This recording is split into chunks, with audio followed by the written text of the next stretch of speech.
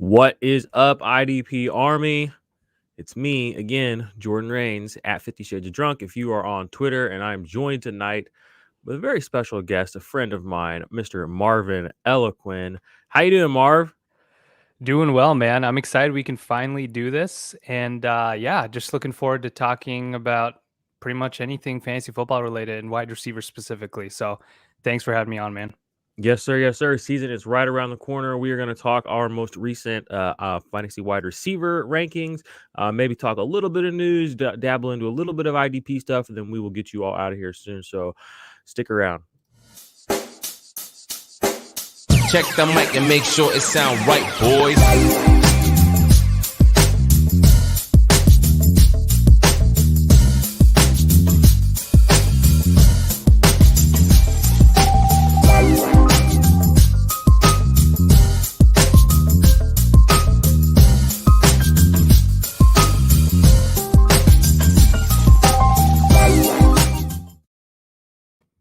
All right, guys and gals, boys and girls, like I said, this is the RDP Army podcast. I'm Jordan.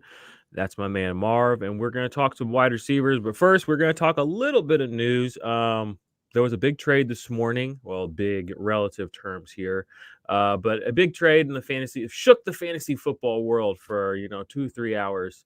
Sony Michel from the New England Patriots is now joining the Los Angeles Rams in light of the recent / yesterday, maybe just 2 days ago, Darrell Henderson thumb injury. So the Rams get a running back piece. The Patriots get rid of a running back piece. What are your thoughts on the immediate sort of implications of this move? I mean, it frees up that New England backfield quite a bit. I think that's where the biggest impact is going to be.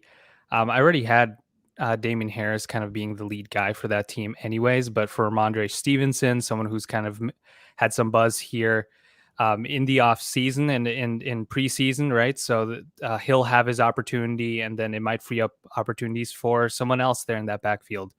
But that's for that backfield specifically, I think it was always going to be Damien Harris. Now it's pretty clear that it is going to be him. But for the Rams, it does hurt Henderson's upside a little bit. I didn't think he was going to take on, like 80% of the opportunities or anything like that. It was always going to be a somewhat of a split. He would have taken on the majority, and I think that's more clear now. And Michelle, you got to pick him up at least in deeper redraft leagues, especially just to see what he could be. You never know how they're going to deploy this backfield in week one. So it's good to just stash him. And if he doesn't pan out, you just drop him week one. Yeah, I think, that's worst case scenario for sure. Drop him. It feels like since the Rams went and got him, they're going to force him to carry the ball. Right. They obviously aren't confident in what's available to them there. No matter what they were saying beforehand, their actions spoke to that. They get a former first round pick. That's not bad for a guy that, you said Darrell Henderson. What was he, a third round pick? Third round pick, yeah. Third round pick. So, just in a general sense, not that I'm a big draft capital guy, but you get pretty good return there. And they're going to try to force him to carry the rock. So we'll see how he does. Sean McVay has been pretty successful no matter who his running back has been at running the football. So I expect good things. I actually tweeted like a month ago, wouldn't it be the most, ironic or poetic justice for Sony Michel to have like a 1,500-yard season this year? And then now, like, he's in a situation where, this isn't a New England backfield. They're not going to be goofy. Like, if he even shows any inkling of being good enough to carry the workload, Sean McVay's going to shove it down his throat. So I think right now he actually went in a draft I was in today, the very next pick after me. I was not really on my toes for that draft, or I probably would have taken him there. But I like it for both players that are mostly affected, Ramondre Stevenson and Sony Michel. So, and I think honestly, if you're being honest with yourself, it really hurts Henderson, because they brought somebody in because they're looking for something. They're still looking for something, no matter what they've been saying, they're keeping up the song and dance. They're looking for something else. So, right.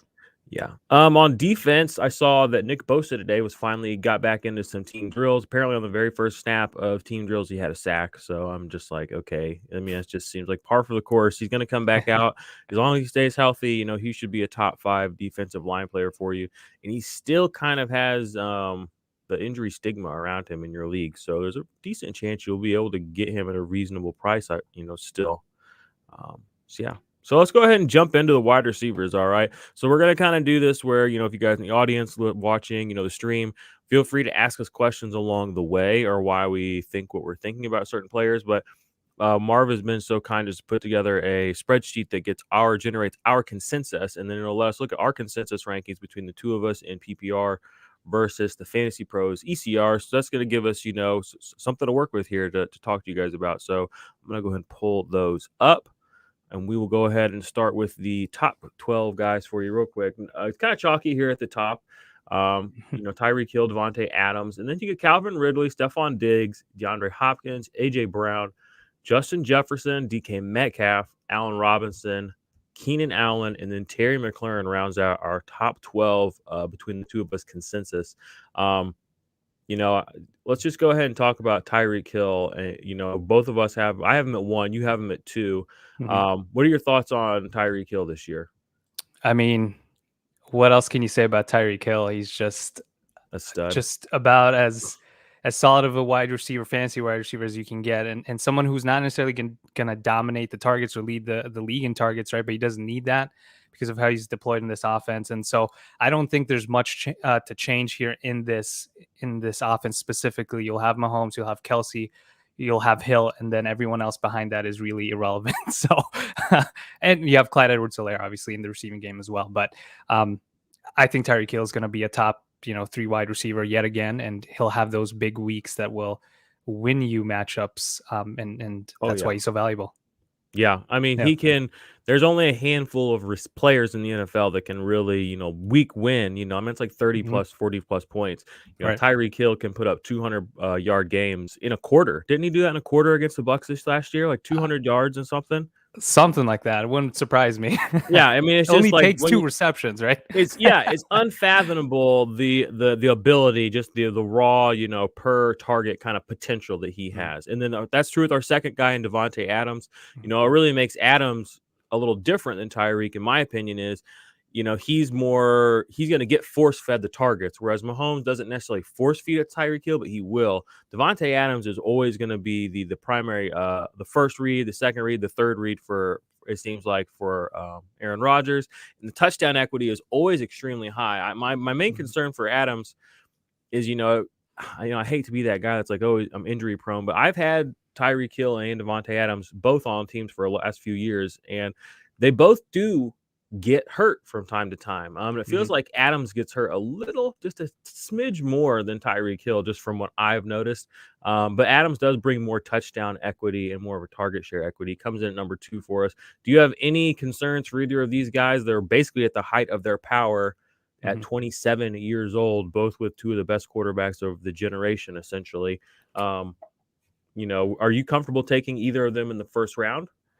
Yeah, I think I would be for both of these guys, and I think that's where their ADP is currently anyways. But yeah, I agree. I'm looking at Devontae Adams and his games played over the last couple of weeks. I mean, or couple of seasons, 14, 12, 15, 14. So he does miss a few games in here and there, but when he's in, I mean, he's about as good of a wide receiver as you can have on a per game basis. And last season he had a 34% target share. He's not going to repeat that, I don't think. I mean, that's just insane, absurd, right? So that's not normal. Exactly. I don't think you can really maintain that. So to me, I still haven't projected for something around a 30% target share. But even then, I mean, he had such a big gap last season that even at 30% target share, I mean, he's going to dominate. And so that's why I have him as my wide receiver 1. But certainly, these next couple guys we talk about, they're all candidates to finish in that range too. Yeah, I was going to lump these next 2 players in together. We got Calvin Ridley and Stephon Diggs. I have Diggs at 2, Calvin Ridley at 3. I have Adams at 4. The thing about all those top 4 guys, and I kind of would call a tier break there personally, is you have this absolute week one upside. Like, you know that all of those guys have the 200 yards and multiple touchdown games in them. When you Mhm. get down to DeAndre Hopkins, you're looking a little bit more of a PPR machine. You know, the touchdown equity. Mhm. I don't remember the last time he had a multi-touchdown game, let alone like a 3-touchdown game. You know, he in the yardage, I know he can get up there, but whenever you're getting more of the short to mid round, middle of the field targets versus the really, the downfield, Stephon Diggs, Tyreek Hill targets. That's kind of where the tier break is for me. I think all four of those top four guys in our consensus have wide receiver one upside, like Mhm. absolute wide receiver one upside. And AJ Brown was in that tier for me until the Julio Jones trade happened. Do you have any is that a tier break for you, or where is that kind of that tier break for you with our consensus here? Yeah, I mean, I'd say like tier one would be Hill and Adams. Then you have Ridley, Diggs, Hopkins. I kind of have those guys lumped into one group. Um, but all these guys, I was just thinking the other day, like, with a 17 game season here, how many of these guys can actually hit potentially 180 targets, right? I mean, we've seen guys get to 160. Obviously, 180 with a 17 game season is a little more likely. I think Hopkins could get there, and that's why I do like him. And his ADP is a little further down, I believe. I mean, they're all kind of clustered together in that like early second. So, honestly, if you end up taking a running back in the first round, going with a Ridley, a Diggs, and a Hopkins, like you said, they all kind of have that upside anyways, I think is the way to go. Nice, nice. So coming in for us at 6, like we said, we have Hopkins, AJ Brown, Justin Jefferson. It's interesting to see Justin Jefferson not only, set the world on fire, but in our minds solidify himself as a man on fire, being ranked in the top 10, Mhm. with everybody's favorite quarterback to bag on, my dude Kirk Cousins. Sandwiched between two stone cold killers too, Metcalf and AJ Brown. Yeah. What do you think about this grouping right here? When I see these guys, I see what I saw with this top 3 group 2 years ago. You know what I mean? You can Mhm. basically copy and paste this and move these guys up 3, and there's a very good chance that's what the consensus is going to look like for quite a few years going forward. In my Mm. mind, this is kind of like that stepping stone year. What are your thoughts about that? Is that kind of a tier for you? They're kind of young. We got Allen Robinson after that, Keenan Allen, getting back to that little older group of guys. Yeah. I think, looking at these guys right here, I think I have Robinson at 7. So I do have him ahead of AJ Mhm. Brown, DK Metcalf. But I mean, this is like this tier right here that AJ Brown, Justin Jefferson, DK Metcalf, those guys they're the next generation. That I wouldn't be surprised if they make the leap here. Obviously over the last, several seasons, we've seen the top tier of wide receiver ones a little older. And I wouldn't be surprised though if these guys enter as soon as this season. AJ Brown is an absolute stud. Even with Julio there, I've seen him drop in rankings, but I still think he will demand the targets. He has, even with Corey Davis is great. Obviously, Julio's something else, but I still think Julio's going to elevate this offense where both guys can truly dominate. Both are going to be top 24 wide receivers in my opinion, and there's not much to say about Jefferson. I mean, he's the only 21-year-old wide receiver over the last 20 seasons to finish as a wide receiver one, something truly that no one does. And so I think he's kind of spoiled us. And we all think Jamar Chase and Devontae Smith can finish in that range, but it's not that easy. And what he did last year just shows that he truly is one of the best, right? So, but what do you think of this group right here? Anyone that you think could touch that top 3 in the season? I think AJ Brown can do it. When you think about what he did Yeah. last year, he reminds me of Tyreek Hill. I was in on Tyreek Hill as a rookie. It was when I first started playing fantasy, and I just remember watching him. And he wasn't a prospect that everybody was on. He was like a 4th round pick. He had all those issues, blah blah blah. But like when you watched him play football, it was electric. And that's Mhm. like the same thing with AJ Brown. Like you almost get chills watching him whenever you just see Ryan Tannehill, drop back, and you're like, oh my God, it's happening again. And it just happens. That's how Right. AJ Brown is with me. And he made us feel like that, 6, 7, 8, 9, 10, 11, 12, 15 times last year on 106 targets. You know what I Right. mean? Hurt with 2 broken knees. The guys, it doesn't even make sense. Like he's if AJ Brown or if Julio hadn't gone there, like I said, he would be up with me, right, he would be after Stephon Diggs. He would be one more spot up. I think he's got it all. I mean, he's just got it all. He's the full package. He catches everything. He can break tackles. He has the will to win, and he's got like a really good. I mean, not like I'm like a vibes guy, but he's got a good spirit about him. Like when you watch him play, like he has a joy of playing fantasy football. It's like it's like watching a jam band just play. Like he's out there. He wants to win. He knows he has the tools to do it. And to be on a team with, to be as good as he is, and to have Derrick Henry, in the backfield basically every snap. And now he has Julio basically on the field every snap. That's got to, that's just got to make you want to play more, play harder, play better. So, like I said, 106 targets, and we're already talking about him like he's a second coming for a reason. If he pushes up to 140, 150, and we don't know that this offense is going to stay exactly like it was, it could change. Things could evolve. There's a world where he could get 130, 140 targets. I mean, it's game over then. He's a beast. He's kind of in that tier for me. Allen Robinson, I've loved Allen Robinson, but for me, it's just I feel like once he got to the Bears, it's just I don't know. He just the poor guy. I mean, he catches all these slant patterns and he catches a lot of nice balls, but it's just like he can't score. His team doesn't have any drip to it, no spice. It just seems like they're just going through the motions. And I'm like, yeah, he's going through the motions and he's finishing the top wide receiver, but he's not somebody that's really sparking my interest. The way I just went on that huge rant about AJ Brown, Allen Robinson just doesn't get me going like that. That's just who he is, right? He just doesn't sound like the most appealing wide receiver one for your fantasy team, but that's really what he can be, right? And so I like him because he is the clear-cut wide receiver one for that offense. I think volume's still going to be there for him. I mean, he's always hovered around 150 targets over the last 152. What is it? He has like that really goofy thing where every year he's had 16 games. He's had the exact same number of targets or something like that. Yeah, 151, 153. So you can bank on 152. That's what's going to happen here in 2021.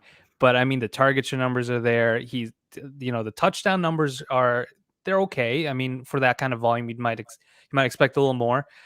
So to me, though, I think the fact that they potentially have an upgrade here at quarterback could mean something. And regardless, even if it isn't that massive of an upgrade, because Justin Fields takes a while to acclimate, well, he's still going to have the volume. And so I wouldn't necessarily take him over, some of the top tier guys we talked about, like obviously Hopkins, like those guys, I wouldn't. Obviously, his ADP doesn't justify that. Yeah. But having him as my wide receiver one, if I go running back, I think I'd be very happy with that if I started draft that way. Yeah, you're 100% right.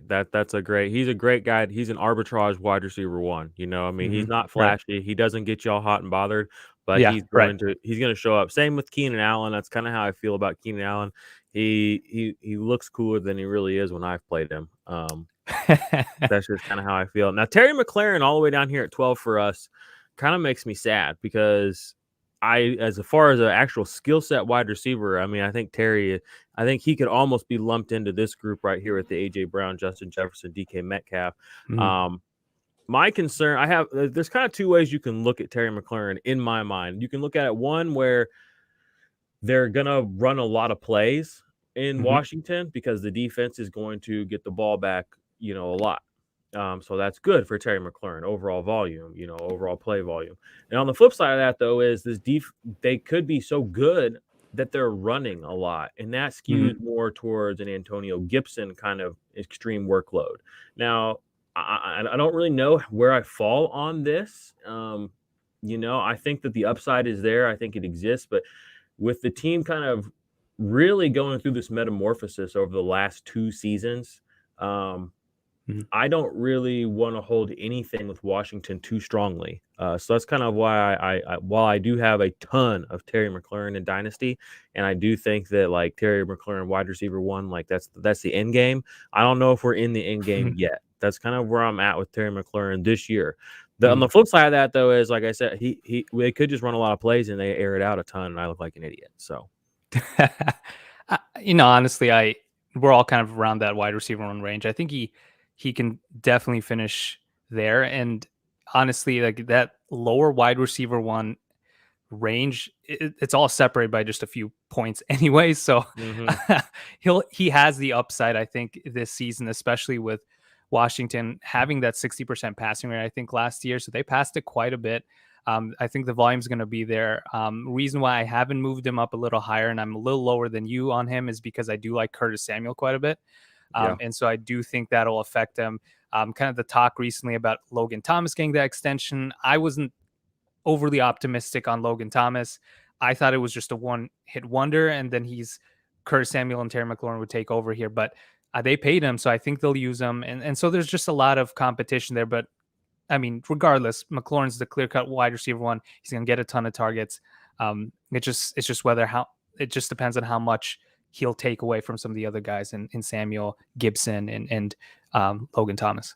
Yeah, fair. Yeah, Logan Thomas. I I did a dynasty trade with him last year. I actually swapped Logan Thomas and Curtis Samuel for DJ Moore midseason. I like that. Yeah, I did too. Yeah. I did. It was right after one of the big DJ Moore games and right before one of the big Curtis Samuel games. So, whatever. Long term, I'm thinking big picture dynasty. So in that league, DJ Moore is like my fourth wide receiver. So that feels really nice. Yeah. In a real way. All right, so we'll go ahead and go through our next our wide receiver twos, our consensus wide receiver twos. So we have coming in at number 12, we have Amari Cooper, 13 Mike Evans, 14 Robert Woods, 15 Chris Godwin.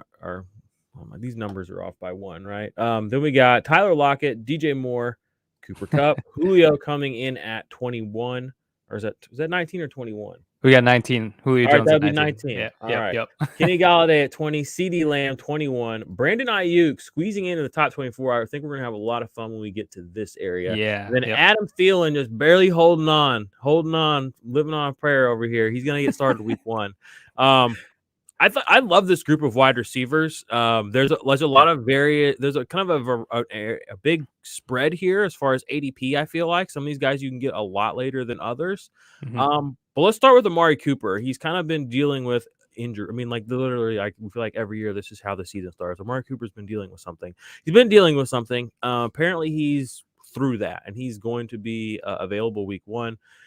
I feel like it's kind of easy to forget how incredibly dominant he was, not just last year when he played, but the year before when he played. He had some monster games. What do you have, a game where he had almost 300 yards or something? Like it was just, I remember he had this obscene game. It was obscene. Like it was like saying the F word in church obscene. Like it was wild. And now with Dak Prescott. And that was kind of after coming off, a couple of years with the Raiders where we knew he had the potential, but we really saw that, for a while, he was a dynasty wide receiver one, kind of a consensus pick there. He comes in here for us, consensus wide receiver 12 or 13, or rather. What are your thoughts on him this season with that coming back? Do you think he's going to kind of still be the alpha dog, or do you think there could be a changing of the guard here with our CeeDee Lamb a little bit lower here for us? Yeah, I mean, that's certainly possible. I would still expect Cooper, who hasn't really shown signs of slowing down. I mean, he isn't necessarily a guy that will, he can win you weeks, but what was surprising, I think I tweeted this out like about a few months ago, that he hasn't ever finished as a wide receiver one in points per game in a PPR format ever in his career, which is mind-boggling to me, considering he's been he was a top tier dynasty wide receiver, one of the best prospects we've seen, and he hasn't really. I mean, he's had top 24 seasons, but you'd want someone like him, to finish as a wide receiver one. I thought this season could be it, and that's why I haven't projected as my wide receiver 12. But CeeDee Lamb is kind of, I mean, he's a great player, and it's just so tough because I kind of projected this Dallas offense to take a kind of a step back a little bit in attempts because they were at an unreal pace last year with Dak. I don't think that's going to happen, and that's the reason why with Gallup there, with CeeDee Lamb taking a step forward, that Amari Cooper might not hit that wide receiver one range. I think that's within the realm of possibilities. But I still like him. It's so tough when you have a talented guy right next to you in CeeDee Lamb. And there are only so many targets that can go around. Now, if they are at that pace of like 40 plus attempts, like 50 attempts or something a game, there's going to be enough volume. But until we see that, I'm not going to project that for them. So what are your thoughts on Cooper? I like him, but I don't have many shares of him in around the dynasty world or just anywhere in general. He always felt like he cost too much to acquire in Mhm. dynasty for me, or just in trades, Yeah. and it was up and down, and it was more down than up. But like I said, the week winning potential is undeniable at this point. Like I've just seen it happen enough times. He's still, what is he, only 26, 27? So he's still kind of in that heart Yep. prime of his career. And he's attached to Dak Prescott and, Kellen, what's his name? Moore, the The OC. offensive, yeah, Yep. the OC. Good running game. He set up well. So Mhm. he's been paid too. So it's undeniable that he's worthy of, kind of that mid-range, low end wide receiver one, high end wide receiver two kind of moniker. Of the guys in this next group, I don't want to talk about necessarily everybody, but I want to harp on Mike Evans. Mhm. It's kind of crazy to me that we feel like we never learn our lesson with Mike Evans. He's available in the third and fourth round again this year, and it's annoying on several levels. One, it's annoying on a level where like I bought into Mike Evans 2 or 3 years ago as a second round pick, in all my dynasty startups and everywhere, and he's been great. He's been worth it, and yet he just keeps dropping, and I don't understand. It's just like he's never been bad. Not only has he never been bad, he's on many occasions been mind-blowingly spectacular. Like Yep. multiple wide receiver number one weeks. He can win you a week. He can get yards, he can get targets, or he can literally just go in, play a handful of snaps and get touchdowns. Like you can never lose when you have Mike Evans on your team. He's basically crushing every single, starting wide receiver record that exists. I think that by the Mhm. end of this next year, he'll basically have taken them all. I know he's had, was it 6 or 7 1,000-yard seasons in a row now, and I think he's only Mhm. like one wide receiver ahead of him on that list as far as consecutives. Um, and Crazy. I think it's important to remember the last couple of years he's been doing this hurt. Like he's played multiple games where the dude's arms are like it looks like he can barely move sometimes, and he's still out there. Like Mike Evans is a dog. And it drives me nuts that, every time a thought piece comes out in the fantasy world, it's about Jamar Chase or Deontay Johnson, and you're looking for the next this or that. And I'm like, just take what's right there in front of you. Like Mhm. it drives me insane. And it wouldn't bother me so much except the disrespect that he just keeps going down. It just doesn't make any sense. Um, Yep. so I just wanted to say, Mike Evans, if you ever listen to this or watch this, I'm riding for you, dude. I need to get a Mike Evans jersey for real because I love that Yeah. dude.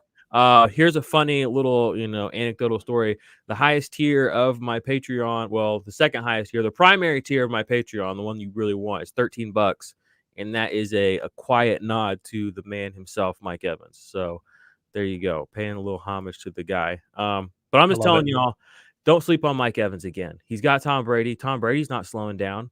Mhm. And again, he was hurt last year. I think he was just learning the system. There's still so much ceiling with Mike Evans. Um, yeah. So I wanted Yeah. to touch on him. What are your thoughts on Mike Evans? Do you think he's kind of just perennially disrespected? I As mean, I do?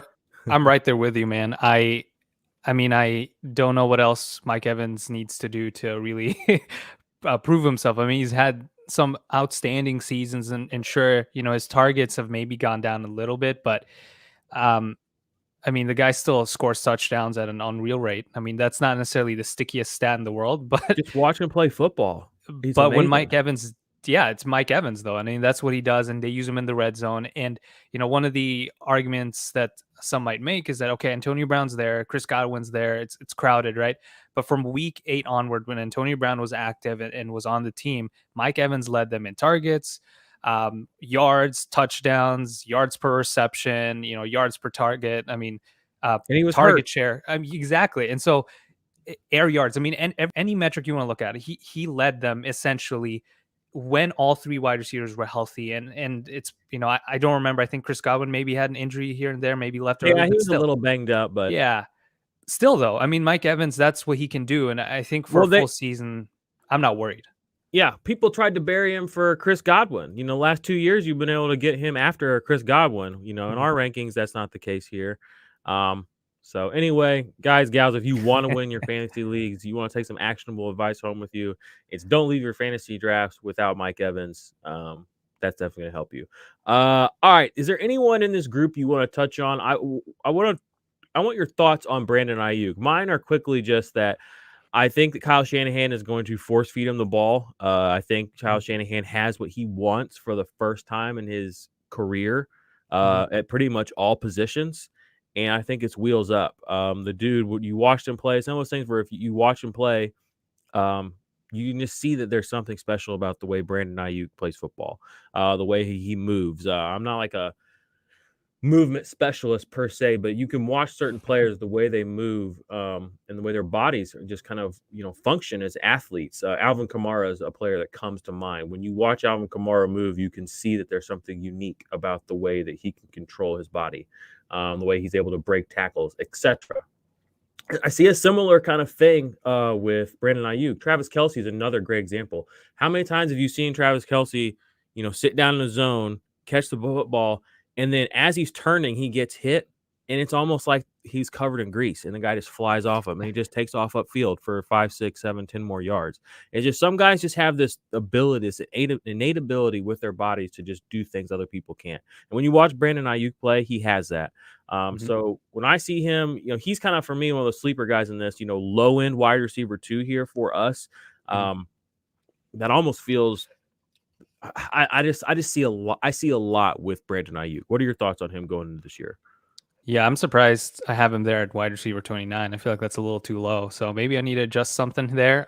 He's higher in PPR. He's a little higher in PPR for me because of the receptions he's going to rack up, in my opinion. But I have him projected to lead this team in lead the wide receivers in targets because George Kittle's still there.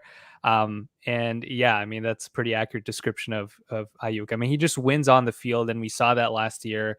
I know guys were injured last season, but here's the thing, like, regardless of the competition around him, just because he's on the field and he's getting the targets doesn't guarantee he's necessarily going to produce. Many guys get targets, right?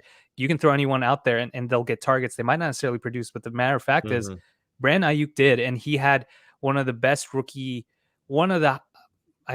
well, not necessarily one of the best rookie seasons, but for a wide receiver, he was up there averaging, I think, around 15 PPR points per game. Oh yeah. And usually receivers that hit that mark, I think, generally have a good career going forward. And he's up there obviously with Justin Jefferson, had a great season. And I think he just gets overshadowed because of what Justin Jefferson did. The matter of fact is most rookies don't finish as a wide receiver 1. What Jefferson did was an outlier, really. And the fact that Ayuk was right there, right behind him, and not too far behind is pretty impressive, regardless of the injuries. I mean, he still produced. And so I love him for Dynasty. I think this season, obviously, I'm a little lower on him than you are, but I think he has that top 24 upside. But Kittle's still going to command targets, but Ayuk, I think, is right there with him. And could eclipse 120, 130 targets. I wouldn't be surprised at all. Yeah, and the thing I like about Ayuk is he has built-in carries as well. He's going to get a handful of carries, maybe 18, maybe 20, and some of them are going to be near the goal line. And odds are quite a few of them are going to go for positive yardage. So you stack that stuff on there as well. In my rankings, I'll be, mine are pulled from Fantasy Pros consensus. So you kind of have to shoot your shot a little bit in the consensus. So that's probably why I'm a little bit more bullish on him than you are. But sure. But I'm kind of overly bullish on all 49ers, even though I'm not a 49ers fan. I can recognize raw talent when I see it. So we got an interesting question here in the chat. Deontay Johnson or Tyler Lockett. So where we have in our rankings? Our rankings are we have Tyler Lockett slightly ahead of Deontay Johnson. Where's it's pretty about 10 spots ahead, 11 spots 27. ahead. Looks like you have him a little bit.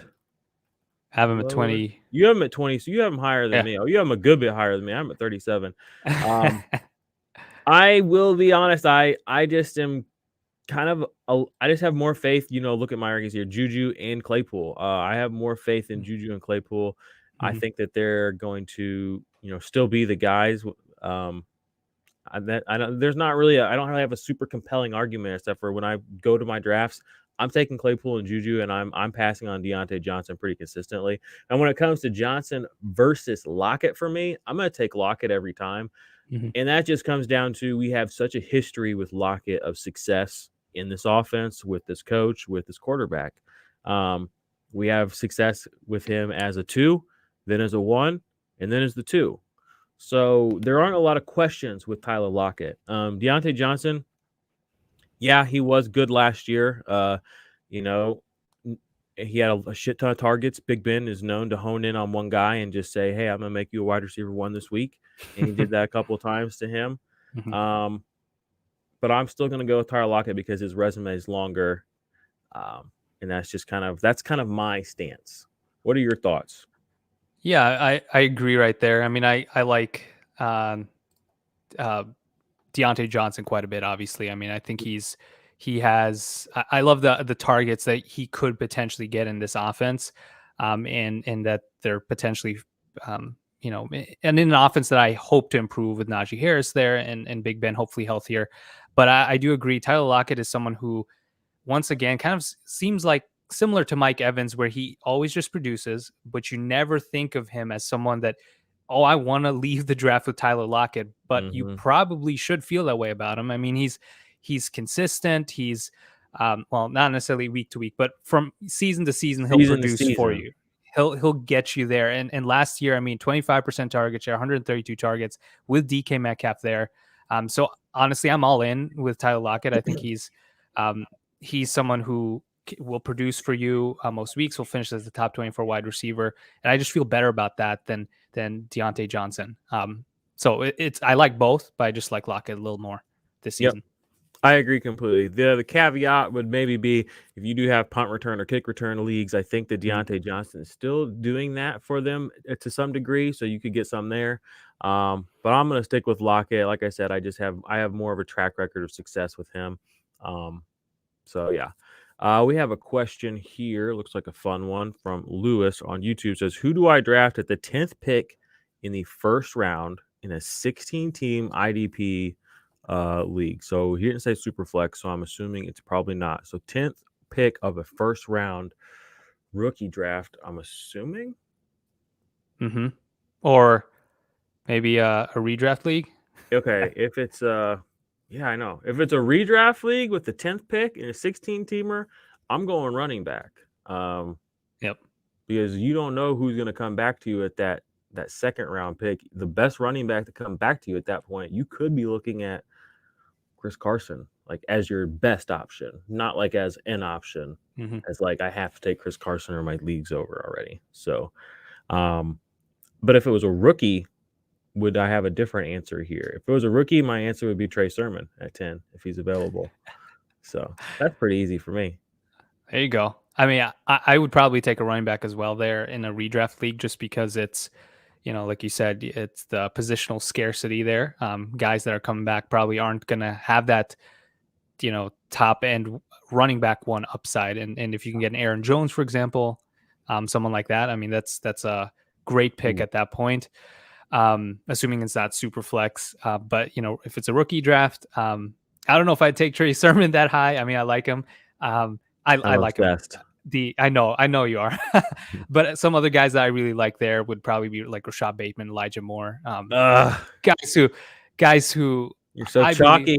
I know. Marv the chalk. But hey, I have track record showing that I like those guys before they were drafted. So, yeah. So that's my answer. Nice. All right. Hopefully we helped you there, Lewis. Any other questions from y'all in the chat? We will answer those if you want to come through with those. Go back to our rankings real quick and see, are there any guys that you're looking at kind of a little deeper down the list as a possible sleeper? Seems like the community is a little bit more off Mike Williams than we were a couple of years ago, but it seems like his situation now is really, really, really good. So I wonder if we are a little too low on Mike Williams in a general sense of the word. And I was talking all that talk about Mike Evans. I really like Antonio Brown this year. The Tom Brady connection. Maybe Chris Godwin falls out of favor. Maybe Tom Brady just starts throwing fits and says, I want AB on the field. That's my baby. So, I don't know. And when AB played last year, he was very playable. Only played half the season. What do you have? Like almost 800 yards or something? He was up there. I mean, he was it pretty productive. It wasn't bad. It was low key, not bad. So he just wasn't, goofing around quite as much. He wasn't getting all the gas he was getting it in Pittsburgh, which I wasn't really a big fan of when he was Pittsburgh. But anybody lower down the list that you like as kind of like a sleeper, it's sleeper Yeah. season.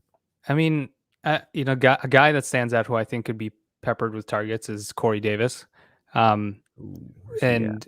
And I don't know if he's necessarily the most appealing pick just because it's the Jets, it's a rookie quarterback, There he is. but we've seen him this preseason really have that connection, and I think he could lead this team in targets. I mean, I already talked about Elijah Moore and how much I like him, but the matter of the fact is, last year we had quite a few rookies that balled out, but that's not always the norm. So I'm not going to necessarily say that Elijah Moore is going to be there and command 150 targets or something crazy like that.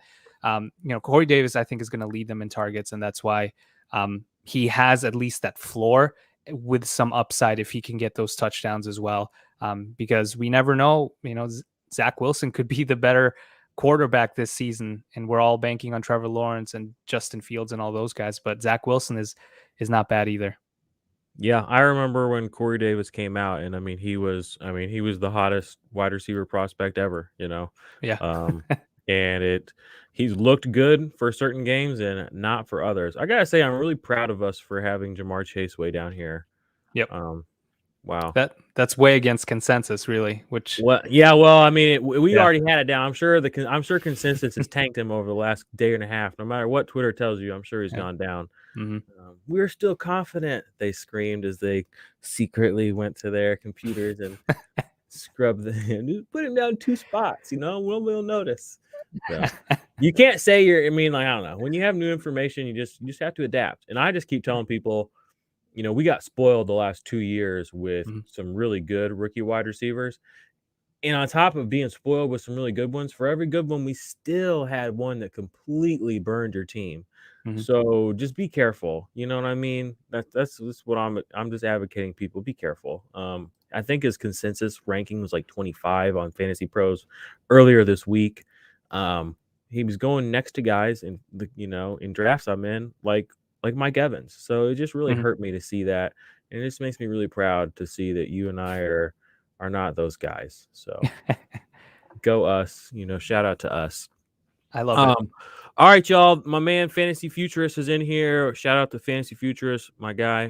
He's got a little pod. Go check him out. Guys, if you are gearing up for your fantasy football drafts, Marv's over with the Fantasy Footballers. You already know they got a great product over there. If you got some IDP stuff, check out the Ultimate IDP Index. That is on our Patreon package. You can also get in our Discord. That's just going to get bigger and better constantly. The Ultimate IDP Index is it's incredible. I say it all the time. When I do research on IDP players, I just look at what I've built. It's that good. If you're not in it, get in it. If you're not in it yet, you will be in it eventually. So do yourself a favor, do that. Marv, what are you working on right now that people can go read or watch right after this? Yeah, so I primarily work on Dynasty content at this point, still with some redraft mixed in. So be on the lookout for that. I actually have an article coming out just previewing some of the 2022 prospects to keep an eye on. Just a quick one, not an extensive one, and then gearing right into the season, right? So I'll be doing a dynasty report each week, kind of giving you the lay of the land of some of the wide receivers, running backs, tight ends that might be trending up or down, and what to expect from them based on their performance. So be on the lookout for that, and you guys can always find me on Twitter, interact with me, hit me up with questions. So always happy to help. Yeah, go follow Marv on Twitter, guys, and spam him. Marv, I need to start sit answers right now. Hold up. Okay. Get him. All right, IDP Army. You guys know we will be back here again in a day or 2 or 12 hours. I don't know. I'll be back again soon. I'm doing a show tomorrow. It'll be fun with my man Dave Kluge. We're going to be talking some IDP stuff over there. And then obviously I'll be back here doing that ad nauseum for the next 17, 18 weeks. I'm going to just finish the defensive back ranking show. So that just got posted last night. The podcast version of that will get posted tomorrow. or tonight. I don't know. It'll get posted eventually. You're welcome. The linebacker show is going to be recorded in the next 48 hours, and the defensive line show. And then, like I said, you guys know I read the schedule off to you, but I'll tell you again, in-season schedule is going to be Monday. We'll have the recap show. That'll be like Monday night. Tuesday, I'm going to work on rankings. Wednesday, the guys on the Offensive Points podcast, OP, they will do their show. Thursday night, they'll do the Dynasty Tailgate, which they have been following. They're going to follow this college football season. Essentially, they're going to preview each week, talk to you about what's going on. Just follow college football if you're into that. And then Friday, I'm going to drop a show, which I still have not given you guys the name of, but it's going to be really cool. And then Sunday, we will be doing the Sunday IDP live stream every Sunday morning, 11 o'clock, right here. I'll have sometimes rotating guests. Sometimes it'll just be me. We'll answer any and all and as many questions as we can get in there. And then if you are one of the Patreons, one of the things I'm adding to the in-season Patreon stuff is I'm going to do a Saturday night live stream just with Patreons. That'll be 30 minutes to an hour, and that'll be 2 times a month at least. It might be more. So go check that out, IDP Army or IDPArmy.com, or you can go to patreon.com/the IDP Army. All right. Marv, any parting words to the good people out there? Draft Mike Evans. There you go. Draft Mike Evans. We'll go with that. There we go. I love it. All right, IDP Army. Until next time.